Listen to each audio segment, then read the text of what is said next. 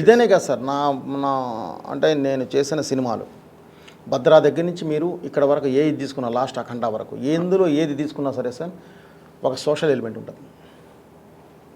అవును, 100కు 100% జనంలోకి వెళ్ళేలా ఉంటుంది. 2 ఒక అద్భుతమైన ఫ్యామిలీ ఎమోషన్ ఉంటుంది. అది కంపల్సరీ జనంలోకి చూసుకుపోయేలా ఉంటుంది. నాకు అంటే ఈరోజు నేను డైరెక్టర్ అయ్యాను సార్. భగవంతుడు ఏదో నాకు రాశాడు, ఒక మంచి యోగం ఉంది. నా తల్లిదండ్రులు ఇచ్చిన 250 గ్రాముల గుజ్జు 250 గ్రాములు ఏమండి లేదు, తక్కువ మీరు తప్పు కొలుచుకున్నారేమో అనుకున్నా. ఒక 500 గ్రాములు చాలండి ఇచ్చారు. ఈరోజు ఈ అవకాశం ఇచ్చారు. అవకాశం ఉన్నంత వరకు మంచి చెప్దామండి. అందుకని ఒక బూత్ వాడను సార్, రాంగ్ వేస్ వాడను సార్. అసలు డబుల్ మీనింగ్ మాట కానీ ఒక అపశబ్దం అంటారే మామూలుగా విలేజ్లో మాట్లాడుకునే మాటల్లో కూడా మీరు ఎక్కడ కూడా ఆ కైండ్ ఆఫ్ అబ్సీనిటీ అన్నదాన్ని అలౌ చేయరండి. అది ఇవ్వండి సార్. మీరు చాలా ఎమోషనల్గా ఉంటాయి మీ డైలాగులు, మీ సీన్స్లో. అదే అంటే మీరు నాకు ఇంకో డౌట్ కూడా ఉంది. అంటే మీరు కీ డైలాగ్ రాస్తారా ముందు, లేకపోతే రత్నం గారే మొత్తం రాసాడా? లేదండి, కీ డైలాగ్స్ ఉంటాయండి. కీ డైలాగ్స్ అది సపరేట్ అండి. సినిమా అనుకున్నప్పుడే నేను కొన్ని చేసి పెట్టుకుంటామండి. ఓకే. తర్వాత రత్నం గారు మామూలుగా ఒక వెర్షన్ రాస్తారండి.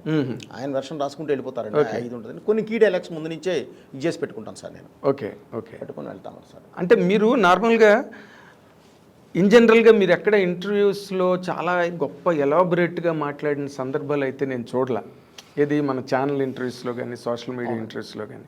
నాకు ఇంకొక విషయం మీ దగ్గర తెలుసుకోవాలని అనిపించింది ఏంటంటే, ఫ్యామిలీ సిస్టమ్ని ఎంత గౌరవిస్తారు కదా, అసలు మీ ఫ్యామిలీ ఏంటి అన్నది తెలుసుకోవాలని నా కోరిక సార్. ఫాదర్ మదర్ ఎక్కడ ఉంటారు? లేదండి, అంటే నాన్నగారు అమ్మగారు నేను ఇండస్ట్రీకి వచ్చిన తర్వాతే వారు లేరండి. కాలం చేశారు. నాది యాక్చువల్లీ జాయింట్ ఫ్యామిలీలానే ఉంటుందండి. మొత్తం అంతా నా దగ్గరే ఉంటారు, అంతా మెజారిటీ. ఓకే. మెజారిటీ హైదరాబాద్లో కూడా నా ఇంట్లో కూడా ఇప్పుడు 15 మంది ఉంటారండి. అబ్బా. సో అందుకే మీ సినిమాల్లో అందరూ ఏ ఇంట్లోనే 10 మందికి తక్కువ ఉండరు. లేదండి, అదే ఇది ఉంటుందండి. సో ఇక దాన్ని ఇది అని కాదు సార్, కన్ఫామ్ నాకు ఒక అవకాశం ఉంది, ఆ అవకాశాన్ని మంచి ప్లాట్ఫామ్ మీద ప్రజెంట్ చేయాలి అనేది ఉద్దేశం సార్. సో అందుకని ఇదంతా చెప్పడం జరుగుతుంది. ఇప్పుడు ఒక రకంగా చెప్పాలంటే ఆ రకమైన సెటప్ని రాయడం అన్నా, దానిలోంచి మళ్ళీ హీరోయిజాన్ని బయటికి తీసుకురావాలి, మళ్ళీ హీరోని సెపరేట్గా చూపించాలి అంటే అది చాలా కష్టసాధ్యమైన ప్రక్రియ అండి. అవునండి. అంత సులభంగా జరిగేది కాదు. అయితే హీరోయిజము లేకపోతే ఫ్యామిలీ డ్రామా, మైల్డ్ ఫ్యామిలీ డ్రామాలు సెంటిమెంటల్గా వెళ్తాయి. మీరు అలా ఉండవు. అంటే ఒకే వే చెప్తే మాత్రం చూడడు సార్. ఇప్పుడు ఆడియన్ కూడా కష్టమైపోద్ది. అంటే ఇప్పుడు నేను అఖండ చేసి వచ్చాను సార్. నేను 1 వే వెళ్తే అసలు అంటే ఇది లేదు, వెంటనే నేస్తారండి. దమ్ము లేదురా, వెంటనే నేస్తారండి. ఇప్పుడు కుటుంబ వాల్యూస్ చూడాలంటే కూడా సార్, దాని తర్వాత ఉండే ఆ హార్డ్నెస్ లేకపోతే మీరు సాఫ్ట్ అయిపోద్దండి. ఈవెన్గా పెడుతుందండి. దాని మీద అది అర్థవంతంగా ఉండదు, ఫ్లాట్ అయిపోద్ది. చూడడానికి కూడా అమ్మా అనుకున్న ఆ ఫీల్ రానివ్వకూడదు సార్.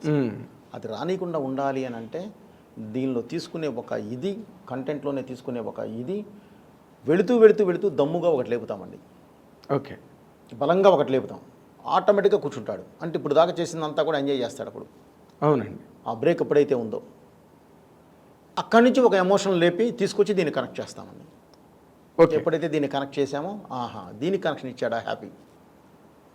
సో అలా మనం ఒక మంచి ఇది తీసుకున్నప్పుడు అండి చెప్పేది కాస్త స్ట్రెస్ చెప్పాలి. ఆ స్ట్రెస్సే ఎమోషనల్ యాక్షన్. ఈ ఎమోషనల్ యాక్షన్ అనేది ఆ స్ట్రెస్సేనండి. రైట్ అండి, రైట్.